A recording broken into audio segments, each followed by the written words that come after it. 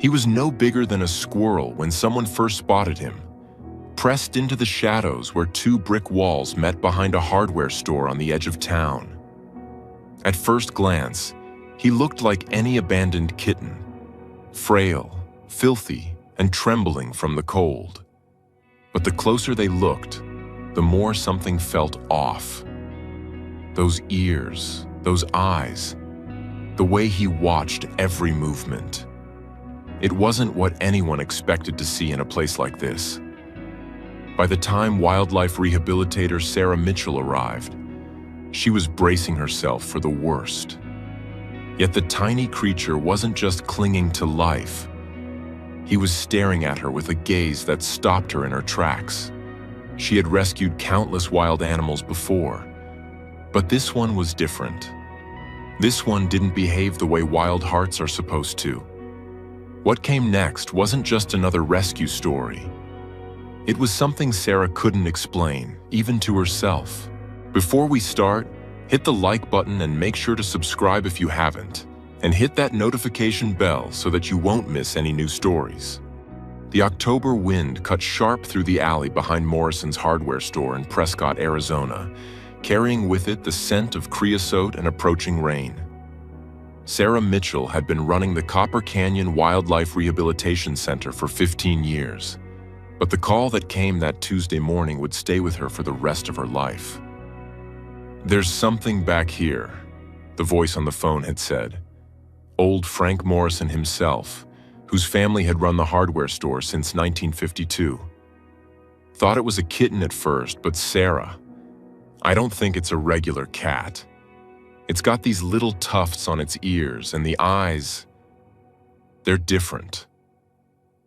Sarah had grabbed her rescue kit, thick leather gloves, a carrier, blankets, and the small bottle of emergency formula she always kept ready, and drove the 20 minutes from the rehabilitation center to town.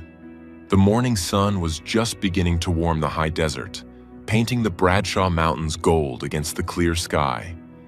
She'd rescued dozens of animals from urban areas over the years. Hawks tangled in fishing line, javelinas struck by cars, even the occasional mountain lion cub. But something about Frank's voice had put an urgency in her step. She found Frank standing at the back entrance of his store, his weathered face creased with concern. At 73, Frank had seen plenty of wildlife wander into town, but this was different. He pointed to the corner where two brick walls met, creating a small alcove partially hidden by a discarded wooden pallet. "Been there since I opened up at 6, Frank said quietly. "Haven't gone near it. Figured you'd know what to do."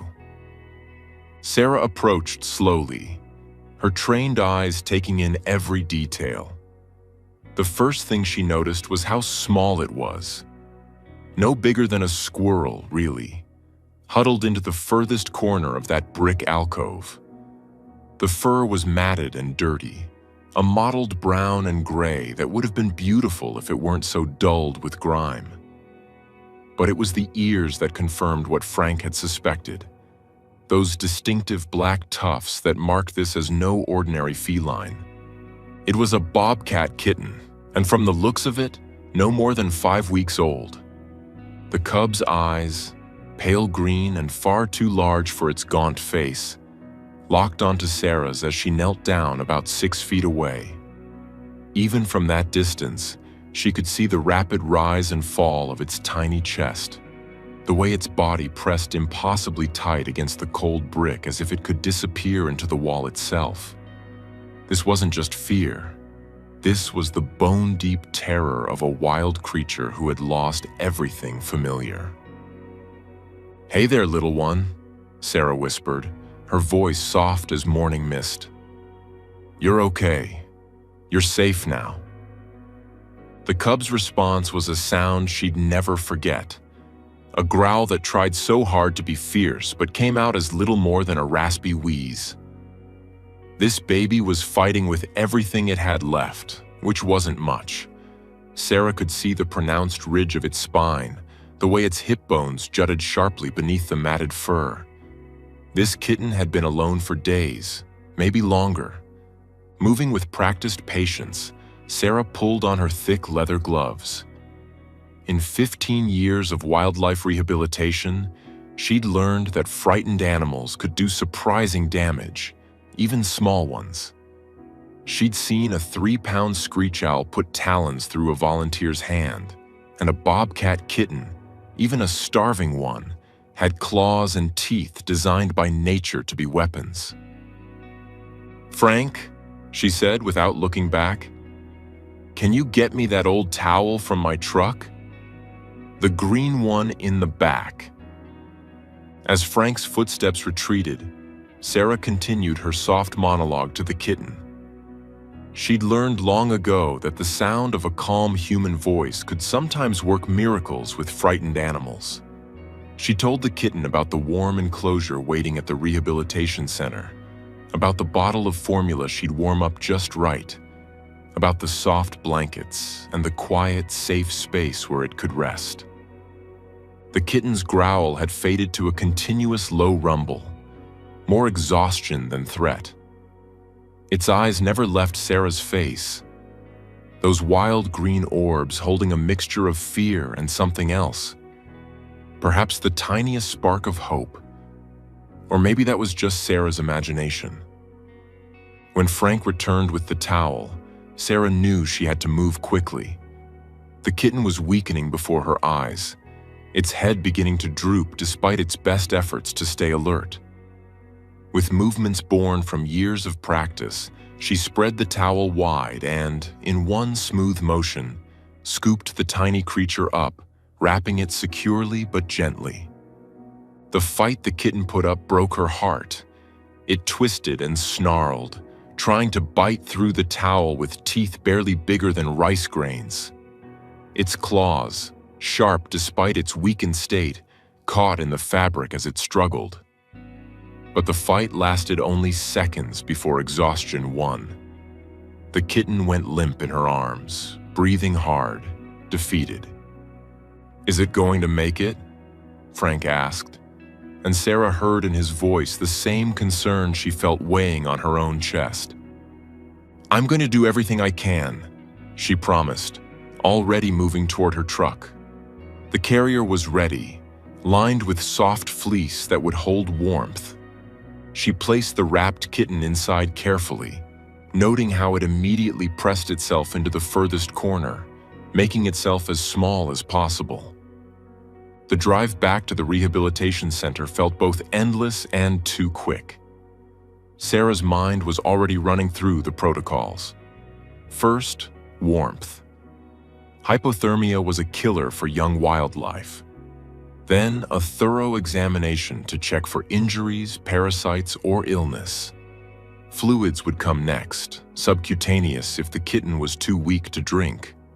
Only after stabilization would she attempt feeding. The Copper Canyon Wildlife Rehabilitation Center sat on 20 acres of high desert land, funded by donations and grants, staffed by Sarah and a rotating crew of dedicated volunteers. The facility had specialized enclosures for everything from tiny hummingbirds to adult black bears, but it was the nursery that Sarah headed for now. A converted barn with heated pens, medical equipment, and everything needed to care for orphaned wildlife. Her assistant, Rebecca Thompson, a veterinary student from Northern Arizona University doing her internship, met her at the door. "Frank called ahead," Rebecca said, already pulling on gloves. "Said you've got a bobcat kitten?" "About 5 weeks old, severely malnourished, dehydrated, and terrified," Sarah confirmed, carrying the carrier to the examination table they'd set up. "Let's see what we're dealing with." Opening the carrier, Sarah gently lifted the towel-wrapped bundle out. The kitten had curled into a tight ball, and for a moment, Sarah feared the worst. But then she felt the rapid heartbeat through the towel, saw the slight movement of breathing. "Okay, baby," she murmured, carefully unwrapping the towel. "Let's get a look at you." What they found was both heartbreaking and hopeful.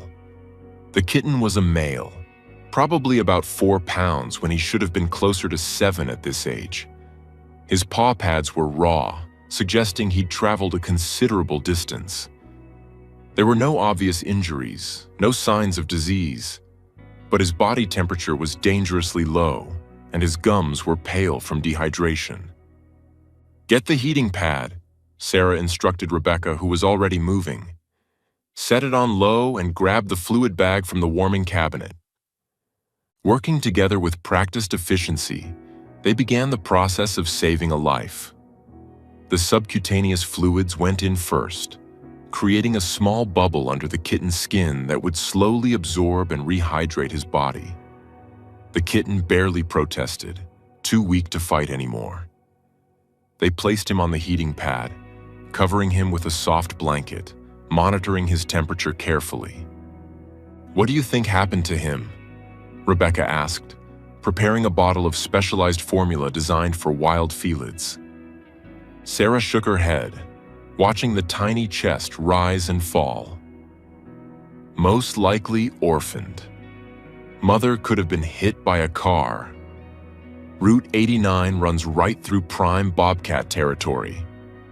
Or she might have been scared off by something while hunting.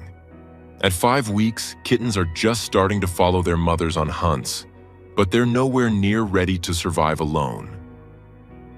The first feeding attempt was a failure. The kitten turned his head away from the bottle, lips sealed tight. Sarah wasn't surprised. Wild animals often refused food initially, too stressed and frightened to eat. But she knew he needed nutrition desperately. "Let's give him an hour," she decided. "Let him warm up, let the fluids work. We'll try again." That hour stretched into the longest wait Sarah could remember. She sat by the pen, watching the kitten, who she'd started thinking of as Courage, though she tried not to name the wild animals in her care. It was easier to release them back to the wild if you didn't get too attached. But something about this little fighter was different. When she tried again with the bottle, warming the formula to exactly the right temperature and holding it at just the right angle, Courage surprised her. His pink tongue darted out, tasting the formula tentatively. Then, as if a switch had been flipped, he latched onto the nipple and began to suckle with desperate hunger. "There you go," Sarah whispered, tears she hadn't expected blurring her vision. "There's my brave boy." The next weeks became a blur of round-the-clock feedings, medical care, and slowly, carefully, building trust. Courage, the name had stuck despite Sarah's best efforts, began to gain weight. His fur, once dull and matted, began to show its true beauty. A tawny coat marked with distinct black spots that would fade as he grew older. The distinctive black-tipped ears and stubby tail that gave bobcats their name. But it was his personality that truly began to emerge as his health improved. Unlike most bobcat kittens Sarah had rehabilitated, who maintained their wild aloofness even when hand-raised, Courage seemed to crave contact. He would purr, a sound like a diesel engine idling, when Sarah entered his pen. He began to play, pouncing on toys with an intensity that spoke of his wild heritage, but then would immediately run to Sarah, rubbing against her legs like a house cat. "This isn't normal," Rebecca observed one day, watching as Courage climbed into Sarah's lap during a medical check, kneading his paws against her arm. "He's imprinting, isn't he?" Sarah nodded, concerned. Imprinting, when a young animal began to identify with humans rather than its own species, was something wildlife rehabilitators worked hard to avoid. It meant the animal could never be safely released back to the wild. They would lack the proper fear of humans, approaching people for food or comfort, which usually ended tragically for the animal. "We need to limit contact," Sarah said, though her heart wasn't in it as Courage pressed his head under her chin, purring louder. "Start feeding him with the bottle holder, not by hand." less interaction during cleaning. They tried. For 2 weeks, they followed strict protocols to wild him up. But Courage had other ideas. He would cry, a sound like a rusty gate mixed with a baby's wail whenever left alone. He refused to eat from the mechanical bottle holder, losing weight until Sarah gave in and fed him by hand again. When they introduced him to Juniper, another orphaned bobcat kitten who'd arrived a week after Courage, hoping he'd bond with his own kind, Courage showed polite interest but always returned to the fence nearest the human area, watching and waiting. The turning point came when Courage was about 4 months old. Sarah had been cleaning his enclosure, thinking he was secured in the holding area, when she felt a weight land on her back. Her first instinct was panic. Even a young bobcat could do serious damage. But then she felt him purring, his front legs wrapping around her shoulders in what could only be described as a hug. "Courage!" she gasped, carefully reaching back to support his weight. "How did you even—" Rebecca's laughter from the doorway answered that question. "He figured out the latch. I watched him do it. He's been waiting for you to turn your back." From that day forward, Courage's hugs became a regular occurrence. As he grew, reaching his adult weight of about 30 pounds, with legs that seemed too long for his body and paws the size of tea saucers, his affection only intensified. He would rear up on his hind legs when Sarah approached, wrapping his front legs around her waist, then her shoulders as he grew taller, pressing his broad head against her neck and purring with such intensity that visitors could hear it from 50 feet away. The decision about Courage's future was one Sarah agonized over. Every instinct as a wildlife rehabilitator told her that wild animals belonged in the wild.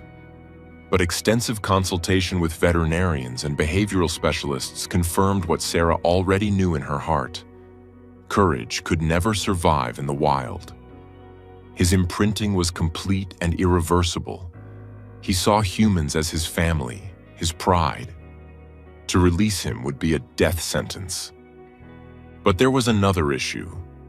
At 6 months old, during a routine checkup, Dr. James Williams, the veterinarian who worked with the rehabilitation center, discovered something concerning. His heart, Dr. Williams explained, showing Sarah the ultrasound results. There's a minor defect, probably congenital. In the wild, he likely wouldn't have survived his first year. It doesn't affect his quality of life now, but the stress of hunting, defending territory, mating competition, it would be too much. The decision was made.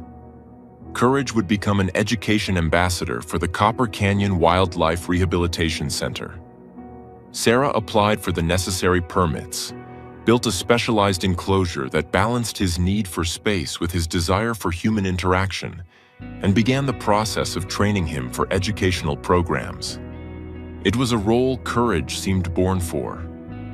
During school visits, he would demonstrate his incredible jumping ability. Bobcats can leap up to 12 feet horizontally. While Sarah explained how these adaptations helped wild bobcats hunt, he would show off his enormous paws, built for walking on snow, though he'd likely never see snow in the Arizona high desert. And yes, he would hug Sarah, that remarkable display of affection that never failed to amaze audiences, and drive home the message that while Courage was special, wild animals belonged in the wild.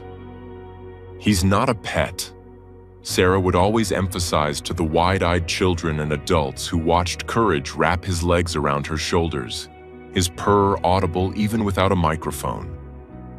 Courage is here because he can't survive in the wild, but his wild cousins need their space, their territory, their freedom. The best thing we can do for bobcats is protect their habitat and observe them from a distance. The years passed, and Courage's story spread. Videos of his hugs went viral, bringing attention and much-needed donations to the rehabilitation center. People drove from hundreds of miles away to attend the educational programs, to see the bobcat who hugged. But for Sarah, the fame meant nothing compared to the quiet moments. The early mornings when she'd find Courage waiting by his fence, eyes bright with recognition and love. The way he'd chuff in greeting, a sound wild bobcats made only for their closest family. The weight of his trust as he pressed against her, purring his diesel engine purr. Rebecca, who had long since graduated and become a veterinarian herself but still volunteered at the center, once asked Sarah if she regretted that Courage couldn't be wild. Sarah had been sitting with Courage at the time. The massive cat sprawled across her lap in a way that would be comical if it weren't so touching, his head tucked under her chin. She thought about that terrified, starving kitten pressed against the cold brick wall behind Morrison's hardware. She thought about the thousands of people, especially children, who had learned about wildlife conservation through Courage's story. She thought about the dozen other bobcats they'd successfully rehabilitated and released, because Courage's fame had brought in the funding they needed. Every wild animal deserves to be wild, Sarah finally answered. But sometimes life has other plans. Courage couldn't return to the wild, but he became something else, a bridge between two worlds. He shows people that wildlife can be magnificent and loving, but also that they're not pets, not entertainment. They're individuals deserving of respect and protection. She scratched behind Courage's tufted ears, feeling his purr intensify. Do I wish he could have been wild? Of course. But am I grateful for what he's become? Every single day. Today, 8 years after that cold October morning, Courage still greets Sarah with his signature hugs. His muzzle has a distinguished touch of gray now, and he moves with the careful dignity of middle age rather than the explosive energy of youth. The educational programs have evolved to include virtual sessions, allowing Courage to teach children around the world about bobcat conservation without the stress of travel. Frank Morrison, now 81, still comes by the rehabilitation center monthly, bringing bags of supplies from his hardware store and always asking after his bobcat, the one he'd found and saved with a phone call. He's fond of telling anyone who'll listen about that morning, about the tiny creature huddled against his wall who grew up to hug everyone he meets. People think wild animals are all tooth and claw, Frank likes to say, watching Courage demonstrate his jumping skills for a group of schoolchildren. And sure they are, that's their nature, but they're also capable of trust, of affection, of teaching us something about resilience and survival. That little kitten taught me that courage isn't about not being afraid. It's about accepting help when you need it, about learning to trust again after you've lost everything. The last educational program of the day is ending. The families are filing out, children chattering excitedly about the bobcat who hugs, parents discussing the habitat preservation information Sarah shared. Courage is tired but content, lounging on his favorite platform, watching Sarah clean up with those pale green eyes that still hold that wild intelligence, tempered now with years of love and trust. As she approaches his enclosure for their evening routine, a final check, fresh water, and yes, one more hug, Sarah reflects on the journey. From a terrified, dying kitten to a magnificent ambassador for his species, Courage has exceeded every expectation. He's proven that sometimes the animals who can't return to the wild have their own vital role to play in conservation. Courage sees her coming and rises, stretching luxuriously before padding over to the fence. At her approach, he rises up on his hind legs, reaching through the specially designed greeting window, his front legs extending toward her. Sarah steps into his embrace, supporting his weight as he wraps his legs around her shoulders, his purr rumbling through both their bodies. "Hello, my brave boy," she whispers, the same words she's said every day for 8 years. "Thank you for trusting me." In response, Courage presses his broad head against her neck and purrs louder. A wild heart that found its home not in the desert mountains where his kind usually roams, but in the space between wild and tame, teaching the world that conservation begins with compassion, one hug at a time. The sun sets behind the Bradshaw Mountains, painting the sky in shades of pink and gold that match the tawny coat of a bobcat who was no bigger than a squirrel when he was found, who fought to survive against all odds, and who now stands as living proof that love can bloom in the most unexpected places. Tomorrow, there will be more programs, more lessons, more children learning about the importance of protecting wild spaces and wild hearts.